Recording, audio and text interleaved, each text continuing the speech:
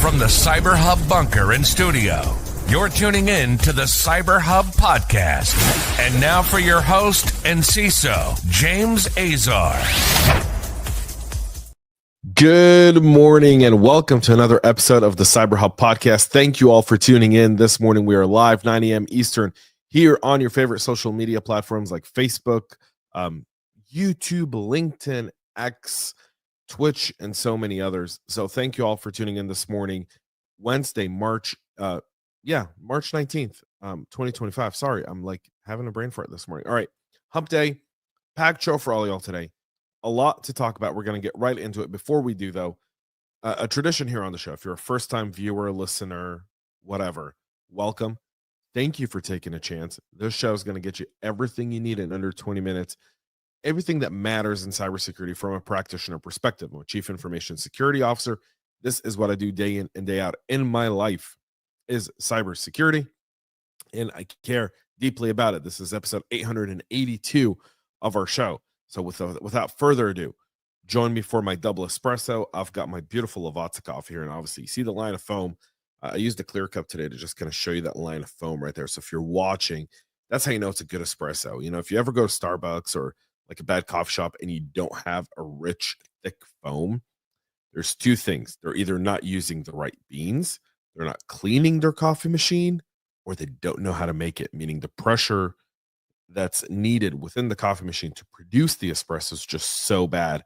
It just produces really bad, bitter coffee. So just so you know, coffee cup cheers, y'all. Came in for cyber, got an espresso lesson. And now let's move to news that rocked the industry yesterday. Like right after we went offline here on the show, Google announces that they've acquired Wiz in a $32 billion all-cash deal. So those who don't know, back in July, Asaf Rappaport and Wiz walked away from a $23 billion deal with Google, saying, no, we're just going to go IPO. And everyone really believed Wiz was going IPO. I did as well. Now, I'm so proud of the team at Wiz. This is a founder's dream as a founder of two former companies, and obviously I own this podcast beyond my full-time job. I can tell you it's a founder's dream to build a business and get to this. But this business was built with hard work, with great people and great teams. And this shows for it. And what a great day for the team over at Wiz. I know many people that I was texting with yesterday on the team were just ecstatic. So the possible acquisition when Wiz walked away was for $23 billion. They said they were going to pursue an IPO and stick to the original plan. Bloomberg reported that Wiz was exploring a potential sale of existing share at a valuation between $15 to $20 billion. Wiz was raised nearly $2 billion, and the latest valuation was a $1 billion funding round where they went on an acquisition and bought a whole bunch of companies to kind of integrate into Wiz, including GEM Security and so many others. So all in all, Google is now putting its place in the cybersecurity space. We know search is down at Google. Right. So I'm going to give you the analytical side of this, why Google's doing this. Revenue is down at Alphabet. Search is down because of antitrust types of cases. The ad revenue just isn't there. A lot of the ad revenue has switched to social media platforms like Instagram, like TikTok, like X, and so many others. So Google needed to double down. And their cloud, Google GCP, is taking a market share, but it's definitely not AWS. And it's definitely not Azure.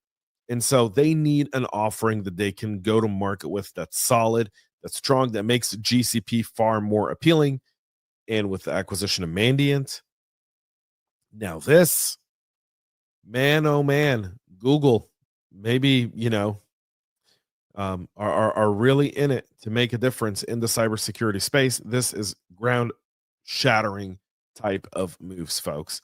This is Google finally saying, yes, we bought Mandiant, and we kind of parked Mandiant in a way, not really, kind of, sort of, but the acquisition of Wiz, spending $32 billion to make this acquisition in an all-cash offer, is something to be said. about what's happening there. Congratulations to Asaf Rappaport and team at Wiz. Congratulations to the Israeli tech ecosystem, to Gilly over at CyberStarts and the team at CyberStarts. What a magnificent accomplishment, folks. Well done, and see you next week in Israel. Looking forward to breaking some drinks with all of y'all while we're in the country. So we'll continue with the EU now cautioning that AI is turbocharging organized crime and it's eroding the foundation of societies across the 27-nation bloc as it becomes intertwined with state-sponsored destabilization campaigns. This warning coming from a latest edition on a report of organized crime published by Europol about every 4 years, and it compiles data from police across the EU to help shape law enforcement policy in the bloc in coming years. According to Europol Executive Director Catherine De Bolle, cybercrime is evolving in a digital arms race targeting governments, businesses, and individuals. AI-driven attacks are becoming more precise and devastating. Some attacks are showing a combination of motives of profit and destabilization as they are increasingly state-aligned and ideologically motivated.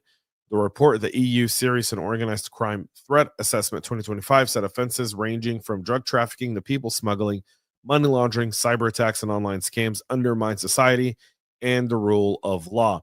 Blaming it on the technology is very European to do. AI is doing all of this. Well, the EU has never found something they haven't wanted to regulate. So the funny thing about this is the entire argument of when you regulate a technology, you're regulating the companies out of business and letting criminals run wild with it. Because guess what criminals don't do? Follow laws. That's why they're criminals.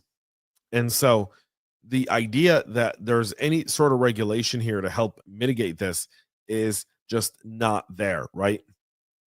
And these AI attacks are only going to get more and more dangerous as we go along. And the EU says we have to embed security in everything we do. Sure, you do. You absolutely do. Security by design is critical. However, to our EU friends across the pond, I will tell you this. You've got to get beyond regulation. You've got to empower and you've got to punish. You've got to punish. You've got to create deterrent. In the world of AI, deterrence works. When you deter people, they're less likely to act. When they feel like there's a threat of strike back, they will likely not do what they're thinking of doing.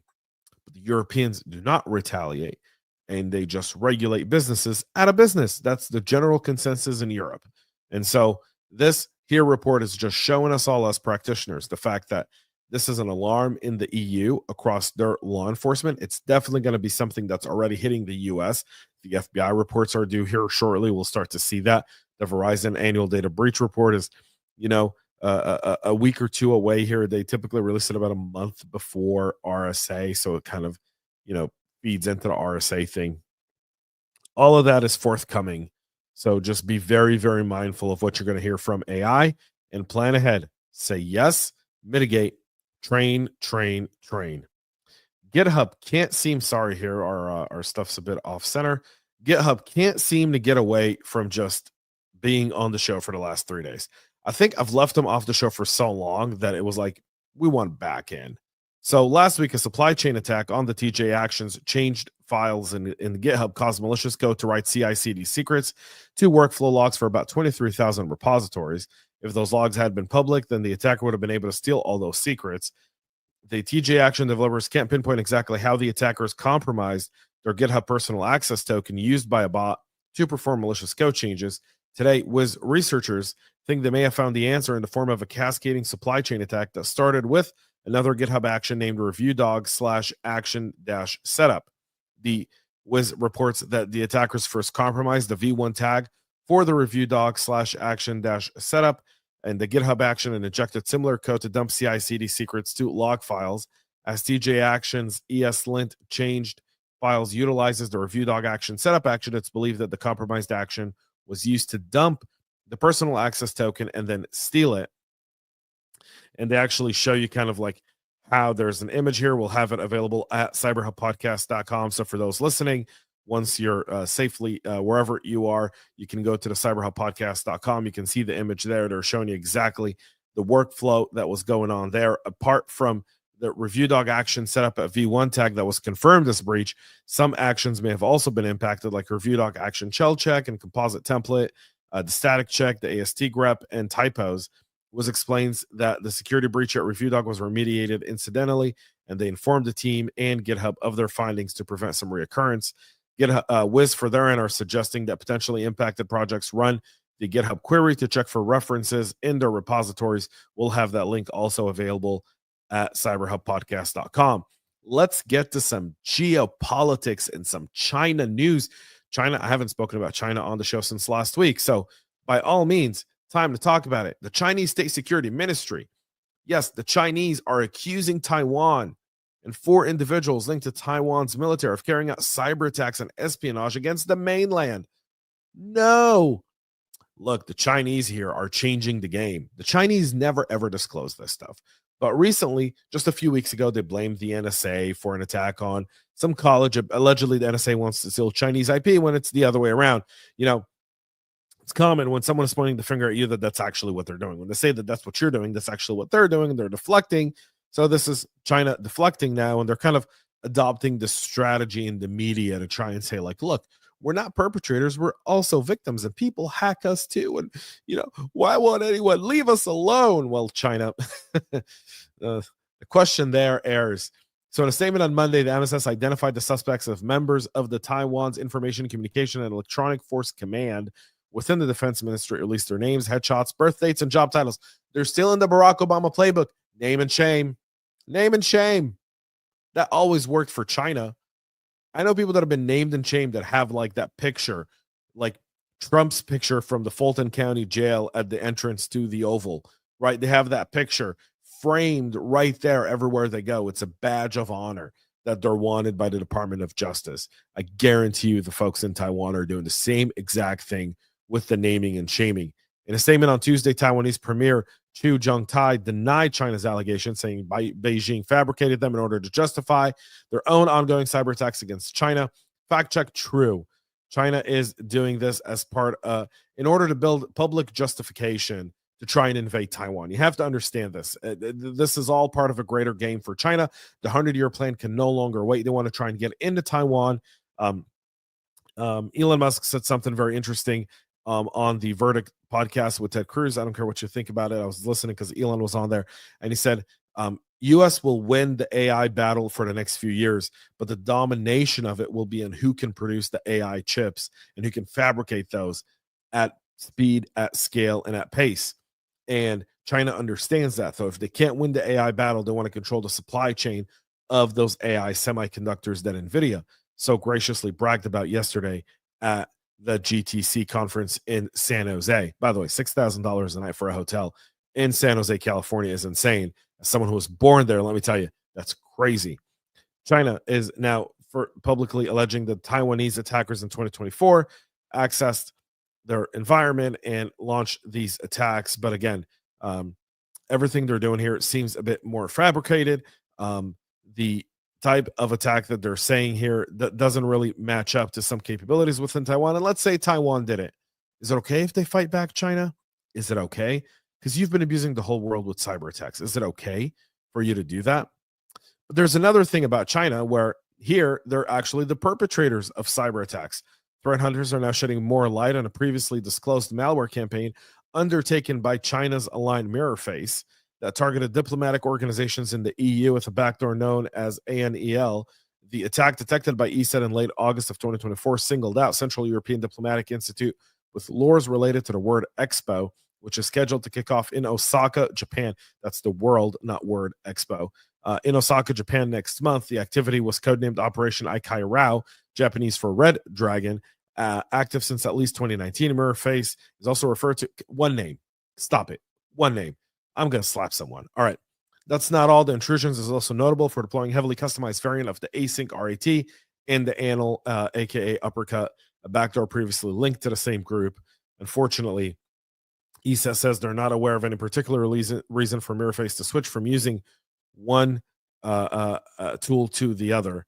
The Slovakian company also noted that operation overlaps with Campaign C, which was documented by Japan's National Police Agency and National Center for Incident Readiness and Strategy for Cybersecurity earlier this January. We talked about it here on the show, so you can go check that out as well. So there's that.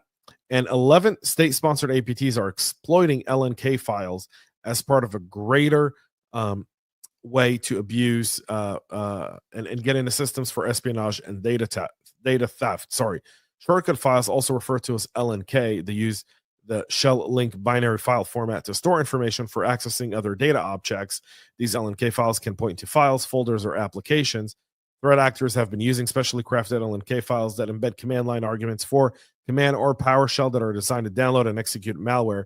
ZDI, the Zero Day Initiative by Trend Micro, has identified nearly 1,000 malicious LNK files set up by state-sponsored threat groups and profit-driven cyber criminals to run hidden commands when executed. Targets have been all over, but you can tell who's using it the most. Our friends over in North Korea, followed by Iran and Russia, tied, and China just right there in fourth place. That's not typical of China. China, you're supposed to be number one. Anyways, the hackers use LNK files to deliver loaders and other types of malware, the main objective of being cyber espionage and data theft. Good time to block LNK files if you don't really need them in your environment. If you don't use them, block them, save yourself the threats. Municipalities in 4 different states are struggling with cyber attacks limiting services. The cyber attacks on public entities across the U.S. are really, really increasing. In Kansas, the Atchison County said its offices are closed on Tuesday after it detected and responded to a cyber incident that impacted its computer network.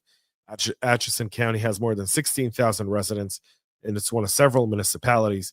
Cleveland was down for nearly 3 or 4 weeks because of an attack there under a municipal court. In New England, 3 other municipalities were dealing with cyber attacks, including Stratford County and Pelham School District in New Hampshire, as well as Connecticut's Derby Police Department. Stafford County is home to 133,000 people, and they've been dealing with communication outages for about 3 days. So the county did not respond for requests for comment, but you can tell these local municipalities are struggling. They're easy targets, and that's where ransomware gangs are going. And now our final story of the day, but before we do that, Level Zero Conference is happening in just 2 short weeks here in Atlanta, Georgia. Here's a message from the organizers. You can get a discount on your ticket that's available in the show notes, by the way, so go check it out there. Are you prepared to deal with the constantly evolving cybersecurity threats to your operational technology systems? The Level Zero Conference is happening from March 31st through April 2nd and is designed to meet the unique needs of enterprise teams responsible for safeguarding the critical cyber-physical systems at the heart of their organization. Level Zero offers hands-on workshops led by industry leaders with years of practical experience. Register today and secure your spot at levelzeroconference.com. There is a security breach. Yeah, that works. If you donated sperm to the cryobank in California, you may want to know your data was exposed in a data breach. So California Cryobank, a full-service sperm bank that follows providing frozen donor sperm and specialized reproductive services like eggs and embryo storage. The company is the largest sperm bank in the U.S. and services all 50 states and more than 30 countries worldwide. The cryobank detected suspicious activities back in April of last year and isolated the computers. It's taken them a while to get this investigation and get this reported. Nearly a year later, they've determined that the attack exposed varying personal data for customers, including some names, bank accounts, and routing numbers, social security numbers, driver's license numbers, payment card numbers, or health information.